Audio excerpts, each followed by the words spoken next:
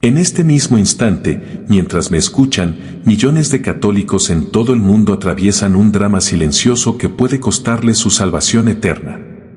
Son hombres y mujeres como ustedes, que aman a Dios, que van fielmente a la iglesia, que rezan el rosario, pero que cargan en lo más profundo del corazón una herida abierta que sangra cada día. Me refiero a los católicos divorciados y vueltos a casar, almas que viven en una encrucijada terrible, o se engañan a sí mismos fingiendo que su situación es aceptable ante Dios. O se atreven a mirar de frente una verdad dolorosa que puede sacudir y transformar por completo la vida que hoy conocen. No se trata de una cuestión teórica, queridos míos.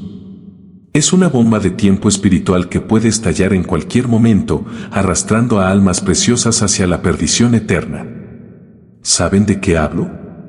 De esa opresión en el pecho cuando van a comulgar, de esa voz tenue pero insistente que les susurra que algo no está bien, de ese peso en la conciencia que no pueden silenciar. Hoy, quizá por primera vez, alguien se atreve a decirles toda la verdad, aunque duela, aunque incomode, aunque les cambie la vida para siempre. La mentira más peligrosa que circula en nuestras comunidades es la idea de que Dios comprende y acepta cualquier situación siempre que haya amor. ¿Cuántas veces han escuchado esto? Dios es amor. Él entiende mi caso. Él sabe que ahora soy feliz. Hermanos, esa no es la voz de Dios, es la voz del demonio disfrazada de misericordia. Satanás no aparece con cuernos ni cola, sino con una Biblia en la mano, repitiendo que lo único que Dios desea es nuestra felicidad. Pero Cristo fue clarísimo: el que repudia a su mujer y se casa con otra, comete adulterio. No hay excepciones, ni interpretaciones, ni excusas. Cada día que un católico divorciado vive en una nueva unión, es un día de adulterio ante los ojos de Dios. Cada noche compartida es una ofensa al Creador.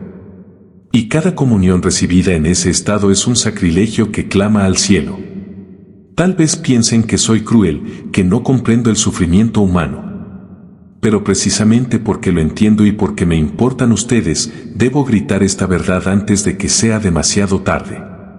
El infierno es real, la condenación eterna es real, y casi nadie tiene el valor de advertirles del precipicio hacia el que caminan.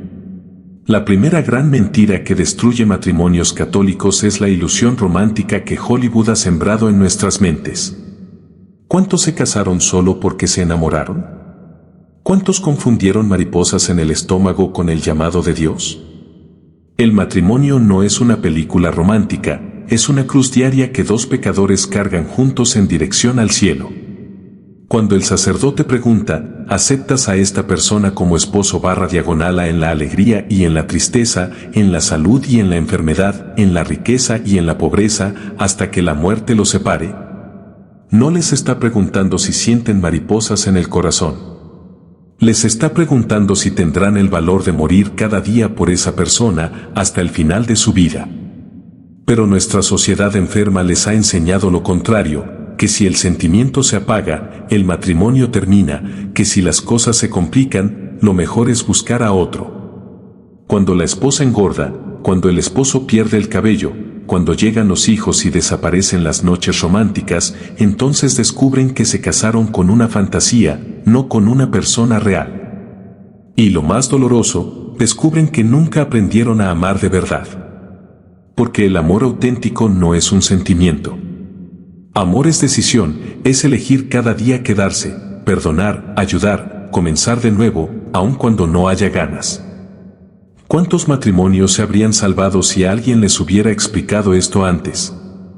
La segunda tragedia es que nuestras parroquias se han convertido en fábricas de matrimonios mal preparados. Jóvenes que apenas saben rezar un rosario quieren casarse en la iglesia.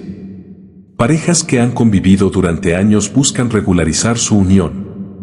Novios que jamás han leído un libro sobre espiritualidad matrimonial piensan que 3 charlas prematrimoniales resolverán todo. Mis queridos, estudian años para ser médicos, ingenieros o maestros, pero creen que basta con unas horas para aprender a ser esposos y esposas. El matrimonio no es magia. Dios concede la gracia, sí, pero ustedes tienen que cooperar con ella. Tienen que aprender a rezar juntos, a perdonarse cada día, a construir una vida espiritual sólida. Deben saber que descubrirán defectos en su cónyuge que jamás imaginaron, que enfrentarán crisis, que llegará un momento en el que lo único que mantenga en pie su matrimonio será la promesa hecha ante Dios. Y, sin embargo, casi nadie habla de esto en los cursos prematrimoniales. Se habla de flores, de fiesta, de luna de miel, y se olvida lo más esencial. Después de la fiesta comienza la vida real, con dificultades reales que solo se vencen con virtudes reales. El tercer error fatal es casarse sin verdadera vocación matrimonial. Sí, lo repito, no todos están llamados al matrimonio. El celibato no es un castigo, es un don precioso que Dios concede a algunos. Pero la sociedad presiona a todos como si casarse fuera una obligación inevitable. ¿Cuándo te vas a casar? ¿Cuándo tendré nietos? Ya estás muy grande para estar solo /A. Y muchos, por miedo o por presión, terminan diciendo que sí, aun cuando no sienten el llamado. Resultado, matrimonios construidos sobre arena que se derrumban en la primera tormenta. Santo Tomás de Aquino enseñaba que cada vocación trae consigo gracias específicas. Quien no tiene vocación matrimonial no recibe las gracias necesarias para vivir esa misión en santidad. Es como pretender ser sacerdote sin vocación o monja sin llamado. Se puede sostener por un tiempo, pero tarde o temprano la falta de gracia se hace evidente. Conozco a tantos divorciados que nunca debieron haberse casado. Eran buenos, sinceros, católicos de corazón, pero no tenían el llamado a esa vida. Hubieran sido más felices sirviendo a Dios de otras formas, permaneciendo solteros, libres para amar con otro tipo de entrega. Sin embargo, la presión social los empujó a un matrimonio condenado desde el principio. La cuarta ilusión peligrosa es creer que el sacramento del matrimonio va a transformar mágicamente la personalidad del cónyuge. ¿Cuántas mujeres se casaron convencidas de que lograrían cambiar al marido? ¿Cuántos hombres unieron su vida a mujeres con serias dificultades, pensando ingenuamente que el amor bastaría para resolverlo todo? Mis queridos, el matrimonio no convierte a nadie, desnuda el corazón y revela quién es realmente la persona. Si el novio ya era irresponsable, violento, infiel o perezoso, el matrimonio no lo transformará en un esposo ejemplar ni en un padre responsable. Si la novia ya era celosa, derrochadora, chismosa o desobediente, el anillo en su dedo no la hará de pronto una esposa virtuosa. El sacramento derrama gracias abundantes, pero esas gracias solo fructifican en quien desea cooperar con ellas. No fuerzan, no imponen, no sustituyen la libertad personal. Cada uno debe elegir, día tras día, caminar en las virtudes cristianas, ser fiel, ser paciente, ser generoso, ser humilde. El matrimonio puede convertirse en una escuela preciosa de santidad, sí, pero jamás reemplazará el esfuerzo personal de conversión. Y, sin embargo, ¿cuántos matrimonios naufragaron porque uno de los cónyuges esperaba pasivamente que el otro cambiara, en vez de comenzar por su propia transformación interior? ¿Cuántos divorciados que hoy lloran amargamente su fracaso habrían podido salvar su unión si hubieran decidido cambiar primero ellos mismos, en vez de exigir el cambio del otro? La quinta mentira mortal es creer que la compatibilidad sexual basta para construir un matrimonio sólido. Nuestra cultura, empapada de pornografía y hedonismo, ha convencido a muchos de que mientras haya atracción física todo lo demás encajará por sí solo. Pero, ¿cuántas parejas que comenzaron con un fuego ardiente terminaron después devorándose con odio? La atracción física es importante, sí, pero no es el fundamento, es apenas la chispa inicial. Lo que sostiene un matrimonio por décadas no son los ardores del cuerpo, sino las virtudes del alma, respeto, fidelidad, sacrificio, paciencia, perdón. Es la capacidad de amar cuando el otro está enfermo, cuando perdió el trabajo, cuando cae en depresión, cuando ya no puede responder físicamente como antes. Es seguir eligiendo a esa persona aun cuando aparezcan otras aparentemente más atractivas. Pero nuestra sociedad hedonista ha enseñado que cuando se apaga el placer, se apaga el amor, que cuando la pasión disminuye, es hora de buscar un nuevo reemplazo. Esta mentalidad venenosa ha destruido millones de familias y ha condenado millones de almas. Porque quien se casa pensando únicamente en su propia satisfacción, jamás tendrá la fuerza de hacer los sacrificios necesarios para vivir un matrimonio santo, fecundo y duradero. La primera trampa satánica que hoy engaña a muchos católicos divorciados es la falsa interpretación de las palabras de Jesús sobre la porneia. ¿Cuántos de ustedes han escuchado a alguien decir, Jesús permitió el divorcio en caso de adulterio? ¿Está en la Biblia, en Mateo 19? Mis hermanos, esto es un engaño del demonio disfrazado de estudio bíblico. La palabra que Jesús usó no fue moicheia, que en griego significa adulterio consumado. Él usó porneia, un término muy distinto. Porneia se refiere a uniones inválidas desde el inicio, matrimonios ilícitos entre parientes cercanos prohibidos por la ley judía o uniones forzadas sin consentimiento real. Jesús no estaba abriendo una excepción a la indisolubilidad matrimonial, sino aclarando que lo que nunca fue verdadero matrimonio ante Dios, lo que jamás existió como sacramento válido, no puede considerarse vínculo. La Iglesia Católica, asistida infaliblemente por el Espíritu Santo durante 2000 años, siempre entendió correctamente estas palabras. Y San Pablo lo confirma con una claridad que no deja lugar a dudas: la mujer casada está ligada por la ley mientras vive su marido. Si el marido muere, queda libre para casarse con quien quiera, con tal de que sea en el Señor. 1 Cor 7,39. No hay espacio aquí para interpretaciones privadas ni para acomodar la palabra a capricho. Mis queridos, o creemos en la autoridad infalible de la Iglesia fundada sobre la roca de Pedro, o inventamos una religión propia, hecha a medida para justificar pecados que no queremos abandonar. La segunda mentira diabólica que hoy está arrastrando a tantas almas es la llamada teoría modernista del corazón divorciado, que algunos pastores progresistas presentan como si fuese enseñanza católica. Afirman que cuando el amor conyugal se extingue totalmente, cuando ya no queda ni un rastro de afecto entre los esposos, entonces el vínculo matrimonial se disuelve automáticamente a los ojos de Dios.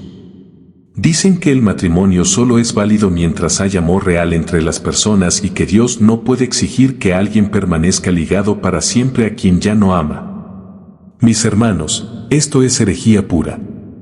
Es protestantismo disfrazado de catolicismo. El vínculo matrimonial no depende de sentimientos pasajeros ni de estados de ánimo cambiantes.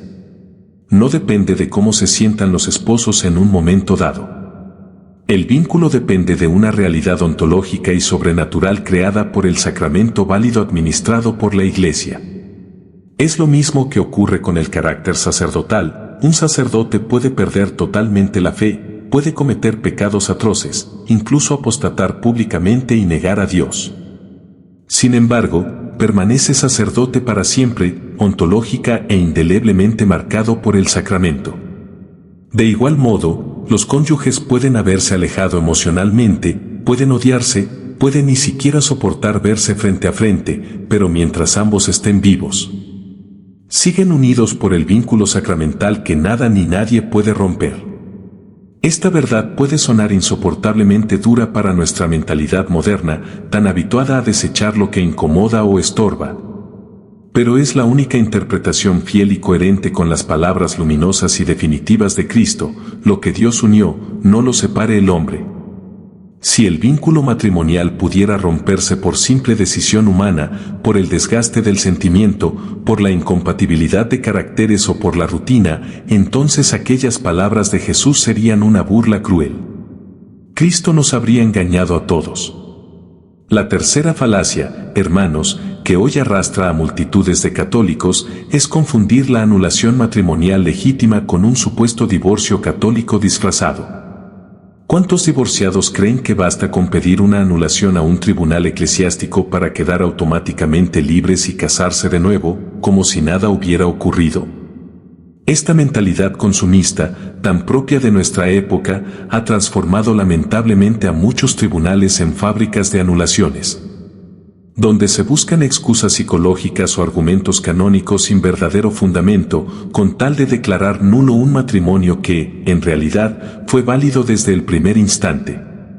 Pero, queridos míos, la anulación no es un divorcio encubierto, ni una segunda oportunidad generosa que la Iglesia ofrece a quien no logró hacer funcionar su primer matrimonio. Es algo mucho más serio, es la declaración solemne de que, por causas gravísimas y preexistentes al día de la boda, nunca existió un verdadero matrimonio sacramental ante Dios.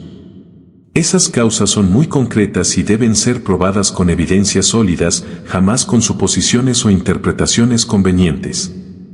Entre ellas se encuentran la ausencia total de uso de razón en el momento de la ceremonia, la ignorancia grave acerca de la indisolubilidad del matrimonio, el error esencial sobre la identidad o cualidades fundamentales del cónyuge, el engaño deliberado para arrancar un consentimiento con mentiras graves, la coacción física o moral que anuló la libertad, o una incapacidad psíquica seria para asumir las obligaciones esenciales del matrimonio. Y lo repito con claridad, estos motivos deben existir en el instante mismo de la celebración, no después. No se trata de problemas que aparecieron con el tiempo, durante la convivencia. Un matrimonio válido al inicio que luego enfrenta crisis, incompatibilidades, sufrimientos o incluso traiciones, no puede declararse nulo solo porque los esposos no supieron o no quisieron superar las pruebas del camino. La cuarta mentira, que está arrastrando a tantas almas preciosas hacia la perdición eterna, es la doctrina herética de la comunión espiritual para divorciados vueltos a casar que viven en adulterio público. Algunos pastores modernistas han llegado a enseñar que, si una persona no puede comulgar sacramentalmente por estar en pecado mortal, puede tranquilamente hacer comunión espiritual durante la Santa Misa. Argumentan que Dios comprende las circunstancias difíciles de esas personas y que, con misericordia, acepta esta forma alternativa de recibir la Eucaristía. Porque dicen ellos lo que importa es la intención del corazón y no la situación objetiva en que se encuentre la persona. Y mis hermanos, esto no es misericordia, es blasfemia contra el Santísimo Sacramento. Es un sacrilegio espiritual que hiere profundamente el corazón de nuestro Señor. La comunión espiritual es un don reservado únicamente para quienes se encuentran en estado de gracia santificante, pero, por razones externas y legítimas, no pueden recibir físicamente la Sagrada Eucaristía. Por ejemplo, quienes participan de la misa a través de la televisión, quienes se encuentran enfermos o quienes están en lugares donde no hay acceso al sacramento. Pero jamás, repito, jamás es para quien vive de manera consciente y pública en pecado mortal. Quien vive en adulterio permanente no está en gracia de Dios y por lo tanto no puede unirse espiritualmente a Cristo. Pretender lo contrario es una contradicción monstruosa, es como un soldado desertor que traicionó a su ejército, pero que insiste en seguir usando el uniforme y cobrando el sueldo como si nada hubiera ocurrido. O como una esposa infiel que engaña cada noche a su marido y, al mismo tiempo, sigue exhibiendo la alianza matrimonial mientras asegura que lo ama sinceramente. Eso es hipocresía pura. Y en el orden sobrenatural no funciona así. Queridos míos, en la vida cristiana solo hay dos caminos. O estamos en comunión real con Cristo, obedeciendo con fidelidad heroica sus mandamientos, aunque cueste lágrimas y sacrificio. O estamos en rebelión abierta contra Él, prefiriendo nuestras pasiones y pecados antes que su amor. No existe un término medio cómodo. No existe comunión espiritual para quien decide, con plena conciencia, vivir en pecado mortal grave. La quinta trampa satánica que está destrozando la fe católica es esa pastoral modernista de la misericordia sin verdad, que se infiltró en muchísimas parroquias como una plaga espiritual silenciosa. Sacerdotes que solo repiten palabras dulces sobre el amor incondicional y el perdón automático, pero jamás hablan de la conversión sincera ni del cambio radical de vida. Pastores que dicen sin temblar a los divorciados vueltos a casar, Dios los ama exactamente como están. No necesitan cambiar absolutamente nada. Sigan comulgando tranquilamente porque Dios entiende perfectamente su situación difícil. ¡Qué mentira mortal! Convirtieron la misericordia divina en un permiso para pecar sin consecuencias, en una licencia espiritual que adormece conciencias.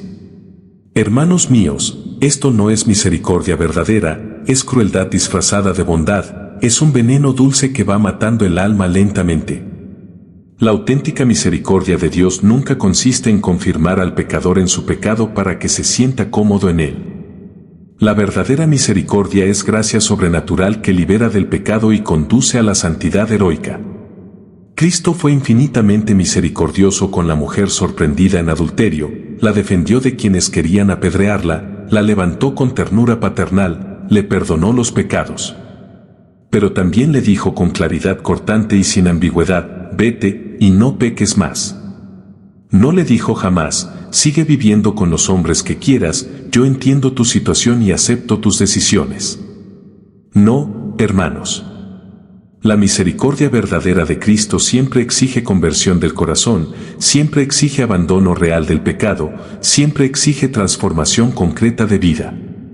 Por eso, todo aquel que promete el perdón de Dios y la salvación eterna sin exigir arrepentimiento y conversión radical, está prometiendo lo que no puede cumplir.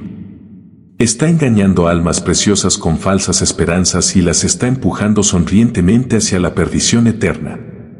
Y en el terrible juicio final, esos falsos pastores de una falsa misericordia deberán rendir cuentas rigurosas por cada alma que perdieron con sus mentiras endulzadas.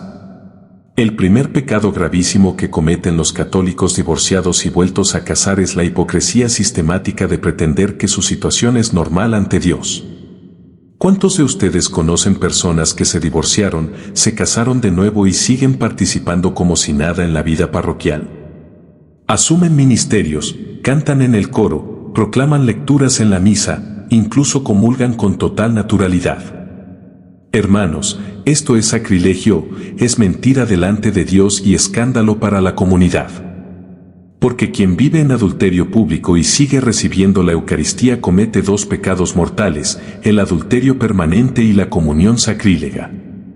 San Pablo lo gritó con claridad, quien come y bebe sin discernir el cuerpo del Señor, come y bebe su propia condenación. Esto no es cuestión de opinión, es palabra viva de Dios. Cada comunión sacrílega es una puñalada en el corazón de Cristo. Es como el beso traidor de Judas, usar el sacramento del amor para ultrajar al amor mismo. Y lo más terrible es que muchos piensan que Dios no ve, que pueden engañar al Creador del universo con representaciones piadosas. ¡Qué error fatal! Dios penetra lo más hondo del corazón, conoce toda verdad y en el juicio final no aceptará excusas ni justificaciones. El segundo pecado terrible es el escándalo que provocan, sobre todo en los jóvenes y en los niños. Pregúntense, ¿cuándo católicos en situación irregular siguen participando normalmente en la vida de la Iglesia? ¿Qué mensaje están transmitiendo? ¿Que las leyes de Dios son opcionales? ¿Qué podemos elegir qué mandamientos obedecer y cuáles ignorar? Los jóvenes observan y aprenden. Si fulano puede divorciarse, casarse de nuevo y aún así comulgar y ser respetado en la parroquia, entonces las enseñanzas de la Iglesia parecen no ser tan serias. Si la tía puede convivir con su segundo marido y aún así ser ministra de la Eucaristía, entonces yo también puedo vivir con mi novia y seguir llamándome católico practicante. Queridos hermanos, están sembrando semillas de perdición en los corazones más pequeños. Y Jesús fue durísimo con quien escandaliza a los pequeños, más le valdría que le colgaran al cuello una piedra de molino y lo arrojaran al mar. El escándalo no consiste solo en dar mal ejemplo con actos visiblemente pecaminosos.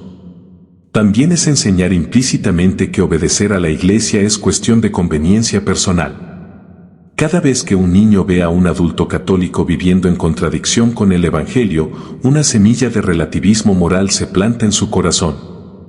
El tercer aspecto diabólico de esta vida doble es la corrupción progresiva de la conciencia. Quien vive en una situación objetivamente pecaminosa y se niega a reconocerlo, va construyendo mecanismos de autodefensa que terminan destruyendo la capacidad de discernir entre el bien y el mal. Primero comienzan reinterpretando las enseñanzas de la Iglesia para justificar su pecado. Luego buscan sacerdotes que confirmen sus errores. Después forman grupos de católicos progresistas que se apoyan mutuamente en la desobediencia. Y más tarde se alimentan de teólogos heréticos que dicen exactamente lo que quieren oír. Así, poco a poco, no solo rechazan la enseñanza sobre el matrimonio, sino que empiezan a cuestionar todo, hoy la doctrina sobre el divorcio, mañana la anticoncepción, después el aborto, y finalmente, la misma autoridad de la Iglesia. Es un cáncer espiritual que se extiende silenciosamente hasta devorar por completo la fe católica. San Juan de la Cruz lo explicó con claridad: cuando un alma se aferra conscientemente a un pecado y se niega a abandonarlo, Dios permite que su mente se oscurezca. La luz de la fe se apaga lentamente hasta que ya no puede ver la verdad. Entonces queda espiritualmente ciega, llamando al mal bien y al bien mal. El cuarto pecado oculto es la mentira que se cuentan a sí mismos sobre la naturaleza de su nueva unión. Pero Padre, esta vez es amor verdadero, ahora sí encontré a mi alma gemela. Dios quiere que yo sea feliz. No, mis hermanos. Esto es autoengaño. Si el primer matrimonio fue válido, la persona sigue casada ante Dios, aunque un papel civil diga lo contrario. Lo que llaman nueva unión es, en realidad, adulterio prolongado. No importa si sienten amor, si son felices, o incluso si formaron una nueva familia. Ante Dios, esa unión es pecado. Es como un ladrón que roba una casa y luego se encariña con los objetos robados. Ese apego emocional no convierte el robo en legítimo. Tal vez sea doloroso devolver lo que fue robado, pero es lo único justo. De la misma manera, puede ser doloroso dejar una relación a la que se han apegado, pero si esa relación es adulterina, eso es precisamente lo que Dios exige. El verdadero amor jamás contradice la ley de Dios. Si realmente aman a esa persona, buscarán lo mejor para su alma, no la condenación eterna, sino la salvación. Y aunque implique sufrimiento terreno, preferirán que se salve en la eternidad antes que perderla para siempre por culpa de ustedes. El quinto pecado de la vida doble católica es la falsa paz de conciencia que construyen con racionalizaciones constantes. Dios conoce mi corazón, Él entiende mi situación. No me voy a culpar por algo que no puedo cambiar. Mis queridos, esa no es la voz de Dios, es la voz del demonio susurrando mentiras dulces. La verdadera paz de conciencia nunca nace de la desobediencia, sino de la obediencia a la verdad. Cuando alguien vive en pecado mortal objetivo y, sin embargo, se siente en paz, esa paz es falsa. Es anestesia espiritual, es la calma antes de la tormenta eterna. La conciencia fue puesta en nosotros por Dios como alarma que nos avisa cuando tomamos el camino equivocado. Si ya no sentimos ese aviso, significa que la conciencia está enferma, cauterizada por el pecado prolongado. Es como el diabético que pierde la sensibilidad en los pies, ya no siente dolor, pero no porque esté curado, sino porque la enfermedad avanzó tanto que destruyó los nervios. Así también el alma, quien ya no siente el peso del pecado mortal, no está libre del pecado, sino que camina con la conciencia muerta, espiritualmente anestesiada, avanzando como sonámbulo hacia la condenación eterna. La primera consecuencia devastadora de un segundo matrimonio tras el divorcio es vivir en un estado permanente de pecado mortal. Escuchen bien, hermanos, cuando alguien válidamente casado se une a otra persona mientras su primer cónyuge aún vive, comete adulterio continuo, las 24 horas del día, los 7 días de la semana. No es un pecado puntual que se confiesa y se borra. Es una situación objetiva de rebelión contra Dios que se prolonga mientras dure la unión irregular. Cada abrazo es adulterio. Cada beso es adulterio. Cada noche compartida es adulterio. Cada te amo pronunciado en esa relación es adulterio ante los ojos de Dios. Podrán decir que aman a esa persona, pero ese amor está manchado por el pecado mortal. Podrán levantar una familia humana, pero será una familia fundada sobre el adulterio. Podrán sentirse felices en lo humano, pero estarán perdiendo su alma para lo eterno. San Juan Pablo II, en Familiaris Consortio, lo proclamó con claridad cristalina: los divorciados vueltos a casar no pueden ser admitidos a la comunión eucarística mientras permanezca esa situación. ¿Por qué? Porque comulgar en pecado mortal es un sacrilegio que multiplica la ofensa a Dios. La Iglesia, como madre sabia, prefiere privar temporalmente del sacramento a quienes ama para que tengan tiempo de convertirse antes que dejarlos condenarse eternamente a través de comuniones sacrílegas. La segunda consecuencia terrible es el alejamiento progresivo de Dios, fruto de la imposibilidad de vivir una vida sacramental plena. Los sacramentos son como las arterias que llevan la vida divina al alma. Quien no puede comulgar regularmente, quien no puede confesarse válidamente porque carece de verdadero propósito de enmienda, quien vive excluido de la vida sacramental de la Iglesia, está como un enfermo grave al que le han cortado todas las arterias, puede seguir respirando por un tiempo, pero está muriendo lentamente. La oración se vuelve mecánica, sin vida. La fe se desgasta día tras día. La esperanza se apaga hasta casi extinguirse. La caridad se enfría como brasas que ya no reciben oxígeno.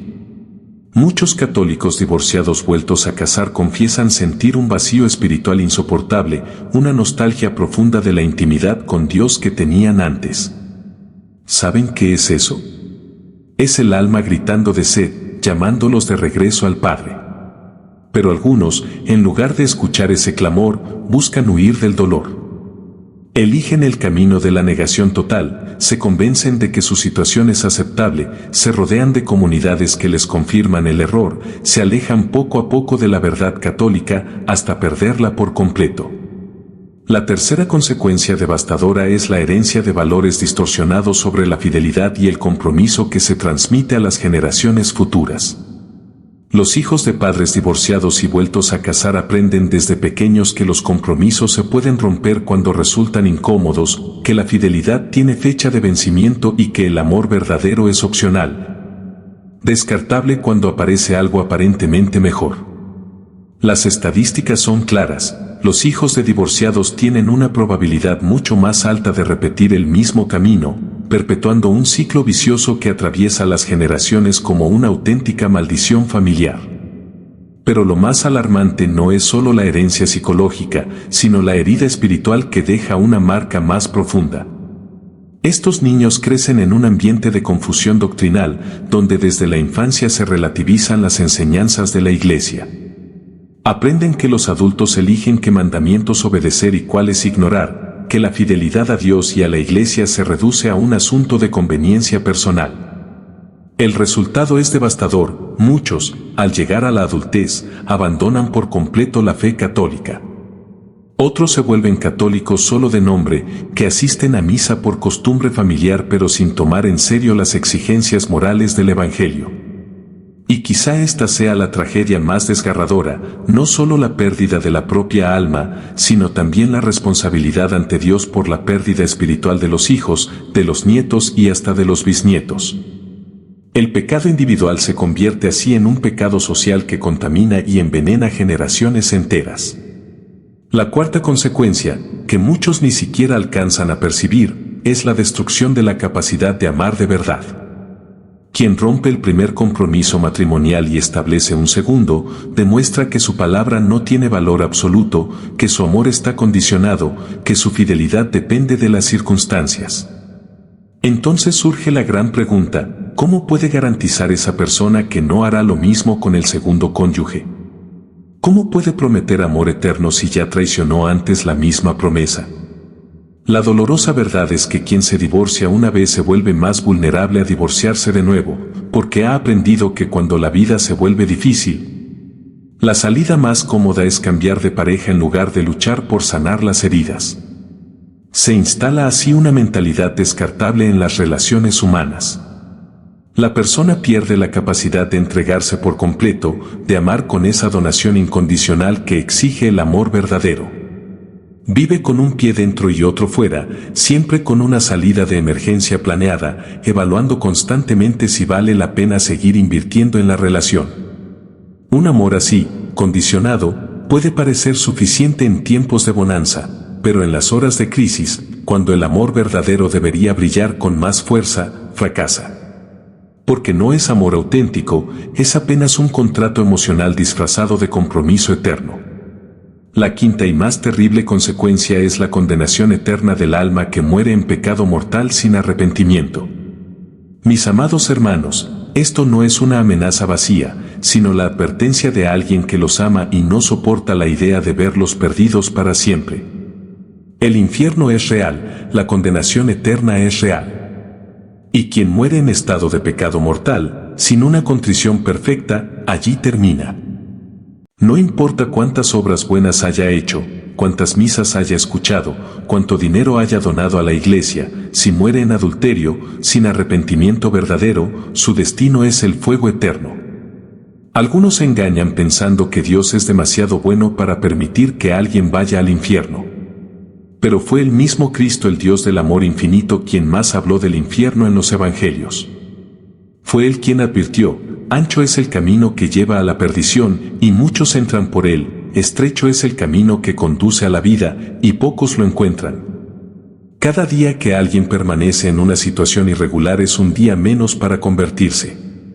Cada noche que duerme en adulterio puede ser la última. Nadie conoce la hora de su muerte, y cuando esa hora llegue, ya no habrá tiempo de arrepentirse. La sentencia será definitiva, irrevocable y eterna. La única salida de esta situación tan grave es el reconocimiento humilde del pecado y una conversión radical de vida. No existen atajos teológicos ni interpretaciones creativas capaces de anular la claridad de la doctrina católica.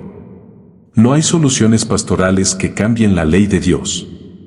Cristo fue claro: el camino que lleva a la vida eterna es estrecho, y solo lo encuentran los que tienen la valentía de seguirlo. Para los católicos divorciados y vueltos a casar, este camino estrecho implica decisiones heroicas que el mundo considera imposibles. Primera opción: solicitar una nulidad legítima del primer matrimonio, únicamente si existen motivos reales y comprobables que demuestren su invalidez desde el inicio. Pero atención, no se engañen inventando razones falsas para obtener lo que desean. Dios conoce el corazón y ve la verdad.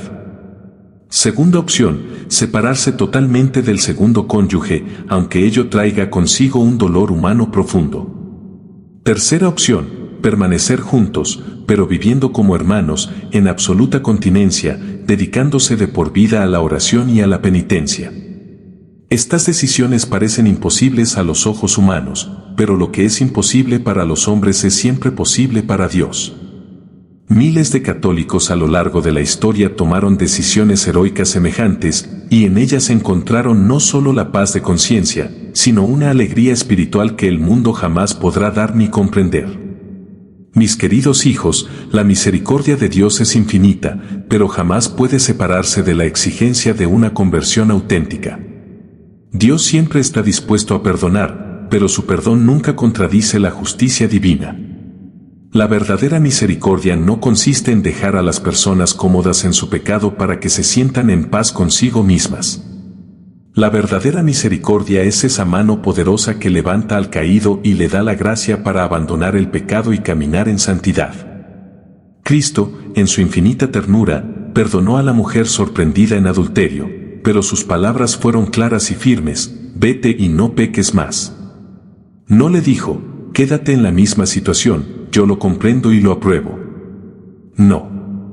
La misericordia de Cristo siempre implica un cambio de vida, siempre exige abandonar el pecado, siempre reclama la conversión del corazón. Quien promete el perdón de Dios sin pedir el arrepentimiento sincero está mintiendo. Está ofreciendo una misericordia falsa, una ilusión peligrosa que no salva, sino que conduce a la perdición eterna. En el día del juicio final, cuando cada uno de nosotros esté de pie ante el tribunal de Cristo, Él no preguntará si fuimos felices según los criterios del mundo, ni si levantamos familias admiradas por los demás, ni si fuimos considerados buenas personas. Él preguntará si guardamos sus mandamientos, si vivimos según su palabra. Y sobre el matrimonio, su palabra no deja lugar a dudas: lo que Dios unió, no lo separe el hombre. Que la Santísima Virgen María, modelo perfecto de obediencia y de fidelidad a la voluntad de Dios, interceda por todos los católicos que hoy se enfrentan a decisiones difíciles y dolorosas. Que ella obtenga para ustedes la gracia de la verdadera conversión y la perseverancia final en la fe. Amén.